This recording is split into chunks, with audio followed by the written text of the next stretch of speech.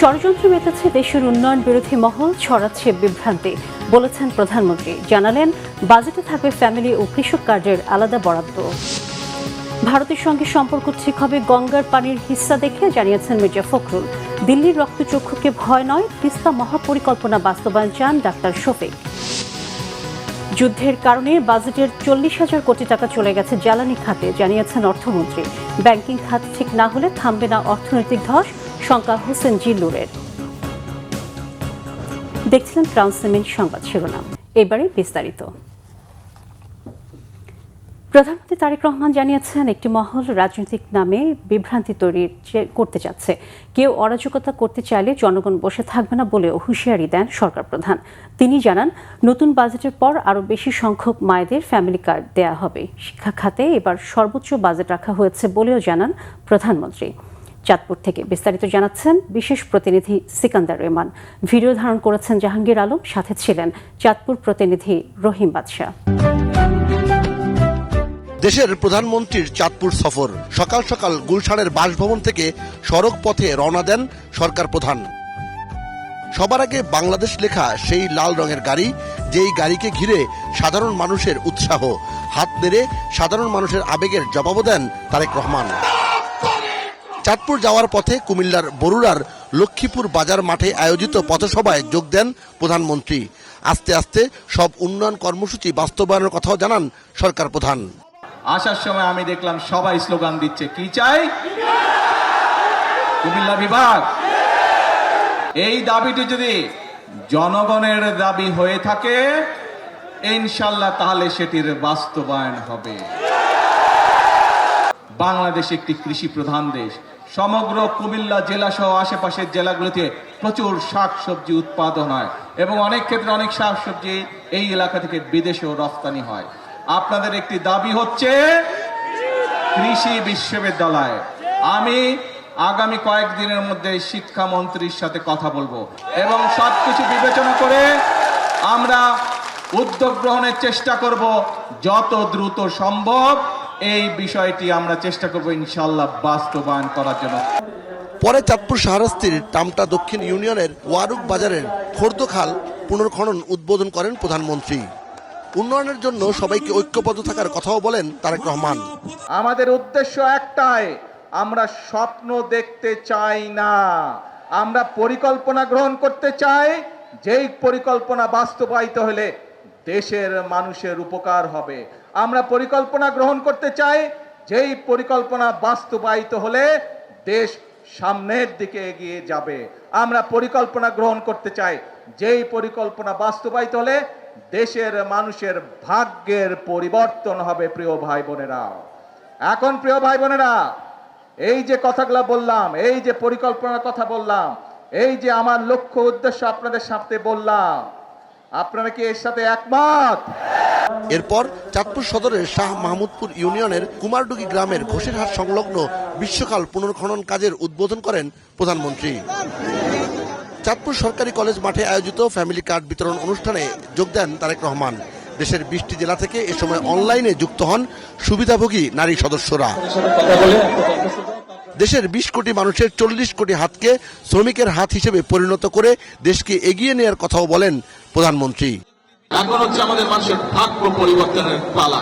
কাজেই আমার এই রাজনীতির সাথে দেশের মানুষের ভাগ্যের পরিবর্তনের রাজনীতি, দেশ গঠনের রাজনীতি, এই রাজনীতির সাথে আপনারা কে আছেন? হাত তুলুন। আসুন আজকের এই জনসময় আমরা প্রতিশ্রুতিবদ্ধ হই, এই রাজনীতিকে কেউ যাতে বাধাগ্রস্ত না করতে না পারে। সেজন্যই আমরা একটি কথা বলে থাকি, করব কাজ গৌরব দেশ সবার আগে। পরে চাঁদপুর ক্লাবে আয়োজিত জেলা বিএনপির সাংগঠনিক সভায় যোগ দেন প্রধানমন্ত্রী তারেক রহমান। নির্বাচনের আগে জনগণের কাছে যেসব ওয়াদা করেছিল বিএনপি, রাষ্ট্র ক্ষমতায় এসে সেই দলের প্রধান বর্তমান প্রধানমন্ত্রী তারেক রহমান জনগণকে দেয়া সেই ওয়াদাগুলো একের পর এক বাস্তবায়ন করছেন। তিনি বলছেন, জনগণকে সাথে নিয়ে বাংলাদেশকে সামনের দিকে এগিয়ে নিয়ে যেতে চায় বর্তমান সরকার। জনগণের আইনের শাসন, মানবাধিকার সহ যাবতীয় সব অধিকার বাস্তবায়নে বর্তমান সরকার সচেষ্ট রয়েছে বলেও জানান প্রধানমন্ত্রী।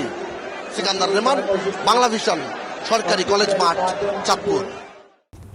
গঙ্গার পানির ন্যায্য হিস্সা নিশ্চিত হওয়ার ভিত্তিতেই ভারতের সাথে সম্পর্ক নির্ধারণ হবে বলেছেন বিএনপি মহাসচিব ও স্থানীয় সরকার মন্ত্রী মির্জা ফখরুল ইসলাম আলমগীর। জানান, বাংলাদেশের স্বার্থ নস্যাৎ করে কোনো চুক্তি করবে না বিএনপি। এদিকে স্বল্পমেয়াদী নয়, দীর্ঘমেয়াদী গঙ্গার পানি বন্টন চুক্তিতে বাংলাদেশের স্বার্থ রক্ষার পরামর্শ বিশেষজ্ঞদের। নাবিল জাহাঙ্গীরের রিপোর্টে বিস্তারিত। ফারাক্কা লং মার্চ দিবস উপলক্ষে শনিবার রাজধানীর ইঞ্জিনিয়ার্স ইনস্টিটিউটে আলোচনা সভার আয়োজন করে বিএনপি। যতই বিজেপি ওদিকে থাকুক না কেন, যতই বাংলাদেশের বিপক্ষে রেটরিক তৈরি করে আলোচনায় বিএনপি নেতারা ছাড়াও অংশ নেন নদী, পানি ও জলবায়ু বিশেষজ্ঞরা। ভারতের সাথে স্বল্পমেয়াদী গঙ্গা চুক্তি বাংলাদেশের জন্য কোনো সুফল বয়ে আনবে না জানিয়ে সরকারকে জনগণের স্বার্থ রক্ষা করে দীর্ঘমেয়াদী চুক্তির পরামর্শ তাদের। আমার এখানে পানিটা দক্ষিণ পশ্চিম অঞ্চলে 20 থেকে 30টা জেলার মানুষের জীবনের সাথে জড়িত। প্রভুত্ব নয়, শুধু বন্ধুত্ব এবং ন্যায্য পাওনা বুঝিয়ে দিতে হবে। চুক্তিটা হতে হবে অনাদিকাল পর্যন্ত। ওই 3 বছর, 5 বছর, 7 বছর, 2 বছরের চুক্তি কাজে আসবে না। বিএনপি নেতারা বলেন, ভারতের তাবেদারি করতে গিয়ে আওয়ামী লীগের করা অসম চুক্তি বাংলাদেশের মানুষকে পানির ন্যায্য হিস্সা থেকে বঞ্চিত করেছে। এ সময় বাংলাদেশ নিয়ে শুভেন্দু অধিকারীর আগ্রাসী বক্তব্যের সমালোচনা করেন তারা। আসুন আমরা ঐক্যবদ্ধভাবে জনাব তারেক রহমান সাহেবকে সমর্থন দিই, বর্তমান সরকারকে সমর্থন দিই এবং তাদের মধ্য দিয়ে, সরকারের মধ্য দিয়ে এই পানির সংকটকে সমাধান করি। কলকাতা পোর্ট, কলকাতা বন্দরের নাব্যতা রক্ষা করার জন্য আপনি একটা দেশের ক্ষতি করে দেবেন? এই দেশকে নাকি আপনারা বন্ধু মনে করেন? এই দেশের স্বাধীনতা যুদ্ধে নাকি আপনারা অবদান রেখেছেন? শুভেন্দু অধিকারী তিনি বলছেন যে বাংলাদেশ ভারতের অংশ, আজ হোক কাল হোক আমরা এটাকে দখল করব। এটা রাজনৈতিক ভাষা বলতে পারে না, এটা আগ্রাসী কথা। গঙ্গার পানির ন্যায্য হিস্সা আদায়ে জনগণকে ঐক্যবদ্ধ থাকার আহ্বান জানিয়ে বিএনপি মহাসচিব বলেন, ভারতের সাথে অভিন্ন নদীর পানির অধিকার নিশ্চিতে প্রতিশ্রুতিবদ্ধ বিএনপি। ভারতের সরকারের কাছে স্পষ্ট বার্তা জানাতে চাই এই আলোচনা সভার মধ্যে দিয়ে, জ্বালা আলোচনার মাধ্যমে অবিলম্বে এই ফারাক্কার যে চুক্তি, সেই চুক্তি বাংলাদেশের জনগণের সঙ্গে আলাপ করে তাদের অভিপ্রায় অনুযায়ী, তাদের চাওয়া অনুযায়ী এটাকে সম্পাদন করতে হবে। এটা তো খুব পরিষ্কার কথা আমাদের। ডিসেম্বরে গঙ্গা পানি বন্টন চুক্তির মেয়াদ শেষে তার নবায়নের ক্ষেত্রে বাংলাদেশের স্বার্থ রক্ষার প্রতিশ্রুতি ব্যক্ত করে বিএনপি নেতারা বলেন, প্রতিবেশীর সাথে দাসত্বের নয় বরং ন্যায্যতার ভিত্তিতেই সম্পর্ক চায় বর্তমান সরকার। বাংলাদেশের স্বার্থ বিনষ্ট করে আমরা কখনোই কোনো চুক্তি কাউকে করতে দেব না। নাবিল জাহাঙ্গীর, বাংলা ভিশন, ঢাকা। এইদিকে আরেক অনুষ্ঠানে এলজিআরডিও সমবায় মন্ত্রী মির্জা ফখরুল ইসলাম আলমগীর বলেছেন, আর কোনো টালবাহানা না করে গঙ্গাসহ অভিন্ন নদীর পানির ন্যায্য হিস্সা বুঝিয়ে দিতে হবে ভারতকে। আর তথ্য সম্প্রচার মন্ত্রী জহিরুদ্দিন স্বপন বলেন, দেশের স্বার্থের ভিত্তিতে আন্তর্জাতিক প্রোটোকল অনুযায়ী গঙ্গা চুক্তির নবায়ন করবে সরকার। ওমর ফারুকের রিপোর্ট। মৌলানা ভাসানের ঐতিহাসিক ফারাক্কা লং মার্চ দিবস উপলক্ষে ভাসানী জনশক্তি পার্টির এই আলোচনা সভা। শনিবার জাতীয় শহীদ মিনারে আলোচনা সভার আয়োজন করে সংগঠনটি। এতে অংশ নেন দলটির শীর্ষ নেতৃবৃন্দ সহ এলজিআরডি মন্ত্রী মির্জা ফখরুল ইসলাম আলমগীর ও তথ্য সম্প্রচার মন্ত্রী জহিরুদ্দিন স্বপন। আগামী ডিসেম্বর মাসে গঙ্গা চুক্তির মেয়াদ শেষ করার আগেই এই চুক্তি আবার জাতীয় স্বার্থের ভিত্তিতে নবায়ন করার জন্য জাতীয় ঐক্যমত্যের উদ্যোগ নিতে হবে বলে জানান তথ্য সম্প্রচার মন্ত্রী জহিরুদ্দিন স্বপন। 56,000 বর্গ মাইলের বাংলাদেশে ধর্মীয় মূল্যবোধের পাটাতন ছাড়া গণতন্ত্রের সংগ্রাম কায়েম করা যায় না। ধর্মীয় মূল্যবোধের পাটাতন ছাড়া অসাম্প্রদায়িকতা চর্চা করা যায় না।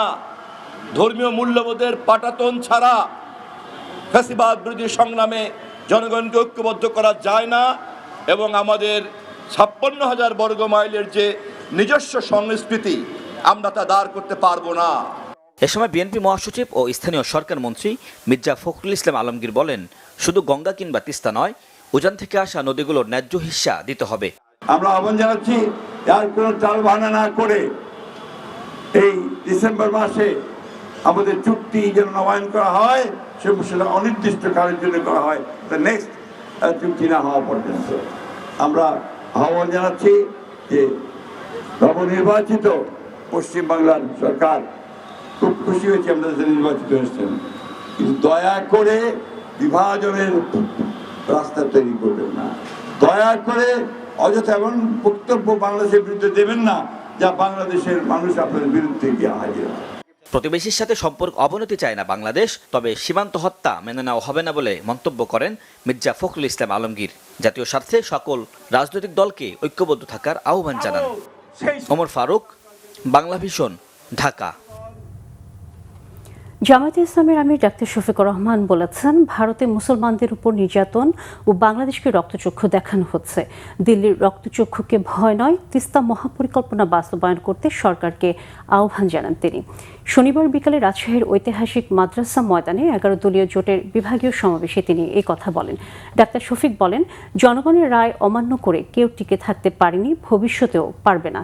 যারা জনগণকে ধোঁকা দিয়েছে তাদের বিচার জনগণই করবে।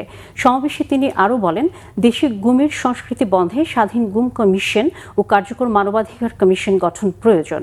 অভিযোগ করেন, প্রশাসনের গুরুত্বপূর্ণ পদগুলোতে যোগ্যতার পরিবর্তে রাজনৈতিক বিবেচনায় দলকানা ব্যক্তিদের বসানো হচ্ছে, যা রাষ্ট্রীয় প্রতিষ্ঠানগুলোর সক্ষমতা ও মানকে ক্ষতিগ্রস্ত করছে। সংসদে জনগণের সমস্যা নিয়ে কথা বলতে বাধা দেওয়া হলে তারা জনগণের পার্লামেন্টে চলে যাবেন বলেও সতর্ক করেন সংসদের বিরোধী দলীয় নেতা।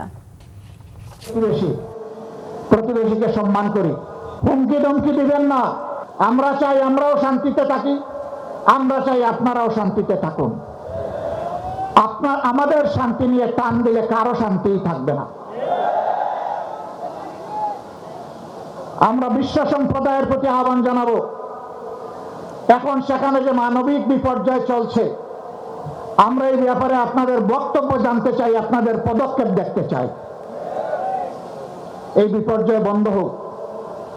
আমরা বাংলাদেশে কোনো সাম্প্রদায়িক অশান্তি সৃষ্টি করতে কাউকে দেব না। এই দেশ মুসলমান, হিন্দু, বৌদ্ধ, খ্রিস্টান সকলের। এদেশে যারাই জন্মগ্রহণ করবে তারা সমান মর্যাদার ভিত্তিতে নাগরিক অধিকার ভোগ করবে। মধ্যপ্রাচ্য যুদ্ধের কারণে জ্বালানি খাতে 40,000 কোটি টাকা বাজেট থেকে চলে গেছে জানিয়েছেন অর্থ পরিকল্পনা মন্ত্রী আমির খসরু মাহমুদ চৌধুরী।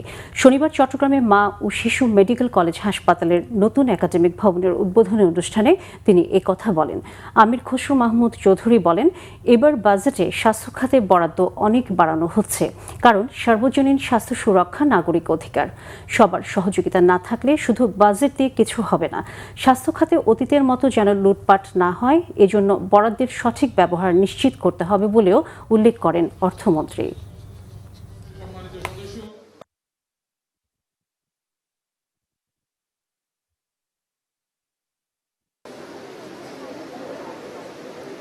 আমরা একটা খুব খারাপ সময় অতিক্রম করছি। মধ্যপ্রাচ্যের ওয়ারের মাধ্যমে আমাদের বিশাল অঙ্কের একটা টাকা চলে গেছে তেল গ্যাসের মধ্যে। প্রায় 4 বিলিয়ন মানে 40,000 কোটি টাকা ইতিমধ্যে বাজেট থেকে চলে গেছে। আমরা যেটা পেয়েছি বিগত সরকারগুলো থেকে সেটা মাইনাস মাইনাস অ্যান্ড মাইনাস। স্বাস্থ্য খাতে বরাদ্দ আমরা অনেক বাড়িয়ে দিচ্ছি। সরকারি হাসপাতালগুলোর একটা সীমাবদ্ধতা আছে, এই জন্য আমরা প্রাইভেট হসপিটালগুলোর সাথে কথা বলছি। আমরা তাদেরকে পেশেন্টকে তাদের কাছে পেশেন্ট পাঠাবো, তারা তাদের চিকিৎসা করবে, বিলটা সরকার দিয়ে দেবে। ব্যাংকিং খাতের সংকট সমাধান না হলে অর্থনৈতিক ধস থামানো যাবে না বলে মন্তব্য করেছেন তত্ত্বাবধায়ক সরকারের সাবেক উপদেষ্টা ডক্টর হোসেন জিল্লুর রহমান। বলেন, তাই শুধু সংকটের কথা না বলে সংকট বিশ্লেষণের মাধ্যমে সমাধান বের করাই সবচেয়ে গুরুত্বপূর্ণ। শনিবার রাজধানীর সিরডাপ মিলনায়তনে ব্যাংক গ্রাহক ফোরাম আয়োজিত ব্যাংকিং খাতের বিপর্যয় ও অর্থনীতিতে এর প্রভাব নিয়ে আয়োজিত সেমিনারে কথা বলেন তিনি। এ সময় ডক্টর হোসেন জিল্লুর রহমান বলেন, কলুষিত নীতি প্রক্রিয়া ব্যাংক খাতের সবচেয়ে বড় সমস্যা। বলেন, যে কলুষিত রাজনৈতিক হস্তক্ষেপের কারণে ব্যাংক সহ আর্থিক খাত সমস্যাগ্রস্ত হয়েছে তা যেন আর ফিরতে না পারে তা নিশ্চিত করতে হবে। বক্তারা বলেন, ব্যাংকিং খাতে সবচেয়ে বড় বিষয় আস্থার সংকট।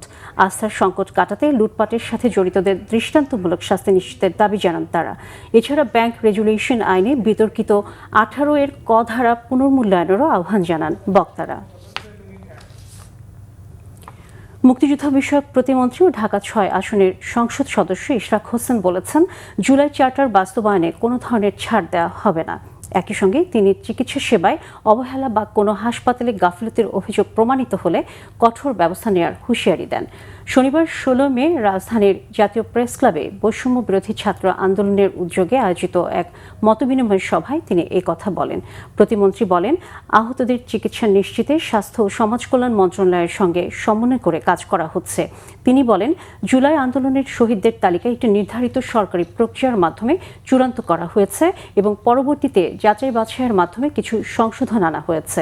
তিনি আরও জানান, অন্তর্বর্তীকালীন সরকার দায়িত্ব গ্রহণের পর শহীদদের তালিকা প্রণয়নের কাজ শুরু হয়।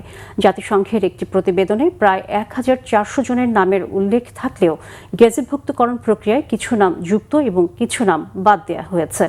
আহত ও শহীদদের পুনর্বাসন কার্যক্রম পরিচালনার জন্য জুলাই ও গণ অভ্যুত্থান অধিদপ্তর গঠন করা হয়েছে বলে জানান তিনি। এটার থেকে সরে আসার কোনো সুযোগ নাই। জুলাই চার্টার আর জুলাই আদেশ দুইটা আলাদা বিষয় হিসেবে রয়েছে। আমি টেকনিক্যাল আলাপে যাব না, আমাদের উদ্দেশ্যটা ঠিক আছে কিনা। তা আমার মনে হয় যে আগামী দিনে ফ্যাসিবাদী রাজনীতি আবার পুনর্বাসিত হবে কিনা সেই প্রশ্নে ওপেন সিদ্ধান্তে আসতে হবে। এদিকে আরেক অনুষ্ঠানে মুক্তিযুদ্ধ বিষয়ক প্রতিমন্ত্রী ইশরাক হোসেন বলেছেন, ঢাকা ন্যাশনাল মেডিকেল কলেজ হাসপাতালকে ভবিষ্যতে মেডিকেল বিশ্ববিদ্যালয়ে রূপান্তরের লক্ষ্যে কাজ করা হবে। পাশাপাশি প্রতিষ্ঠানটির মানোন্নয়ন ও সক্ষমতা বাড়াতে সরকারি সহযোগিতা অব্যাহত থাকবে।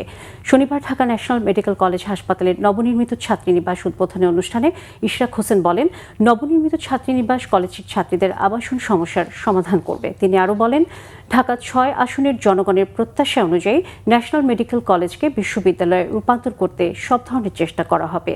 ন্যাশনাল হাসপাতালের মানোন্নয়ন এবং সক্ষমতা বৃদ্ধির জন্য তারা বদ্ধপরিকর। প্রতিমন্ত্রী আরও জানান, প্রধানমন্ত্রী তারেক রহমান ঢাকা 6 আসনের নির্বাচনী প্রচারণায় এসে এই কলেজ ও হাসপাতালের উন্নয়নে সহযোগিতার আশ্বাস দিয়েছিলেন। এ সময় আরও উপস্থিত ছিলেন ন্যাশনাল মেডিকেল কলেজের গভর্নিং বডির চেয়ারম্যান অধ্যাপক মোহাম্মদ লুৎফুর রহমান সহ হাসপাতালটির বিভিন্ন পর্যায়ের কর্মকর্তা ও কর্মচারীরা। যে হসপিটালটি রয়েছে সেটির মান উন্নয়ন এবং সেটির যে ক্যাপাসিটি সেটিকে বৃদ্ধি করার জন্য আমরা বদ্ধপরিকর। আমাদের আজকের মাননীয় প্রধানমন্ত্রী জনাব তারেক রহমান, উনি যখন ঢাকা 6 আসনের নির্বাচনী প্রচারণায় এসেছিলেন, উনিও তখন এই কলেজটিকে এবং এই হাসপাতালটিকে উন্নতিকরণের জন্য আমাদেরকে সহযোগিতা করার আশ্বাস দিয়েছেন এবং আমি আপনাদের মাধ্যমে সেটি আপনাদেরকে জানাতে চাই, এই এলাকার জনগণকে জানাতে চাই। আসন্ন বাজেটে বিনিয়োগ বৃদ্ধি ও কর্মসংস্থান সৃষ্টিকে অগ্রাধিকার দেওয়া হবে বলে জানিয়েছেন প্রধানমন্ত্রীর অর্থ পরিকল্পনা উপদেষ্টা অধ্যাপক ডাক্তার রাশেদ আল মাহমুদ তিতুমীর। একই সঙ্গে মূল্যস্ফীতি নিয়ন্ত্রণ, কর আদায় বৃদ্ধি এবং অর্থনীতির কাঠামোগত সংস্কারে সরকার গুরুত্ব দিচ্ছে বলেও জানান তিনি। শনিবার সকালে এফডিসিতে ডিবেট ফর ডেমোক্রেসি আয়োজিত প্রাক বাজেট ছায়া সংসদে প্রধান অতিথির বক্তব্যে তিনি একথা বলেন। অধ্যাপক তিতুমীর বলেন, সরকার 2030 সালের মধ্যে কর জিডিপি অনুপাত 10% উন্নীত করার লক্ষ্য নির্ধারণ করেছে। অর্থ পরিকল্পনা উপদেষ্টা বলেন, বর্তমান সরকার একটি ভঙ্গুর অর্থনৈতিক পরিস্থিতি উত্তরাধিকার সূত্রে পেয়েছে। একই সঙ্গে আগের সরকারের ঋণের বোঝাও বহন করতে হচ্ছে। তারপরও নির্বাচনী ইশতেহারে জনগণের কাছে দেওয়া প্রতিশ্রুতি বাস্তবায়নে সরকার কাজ করে যাচ্ছে বলে জানান তিনি।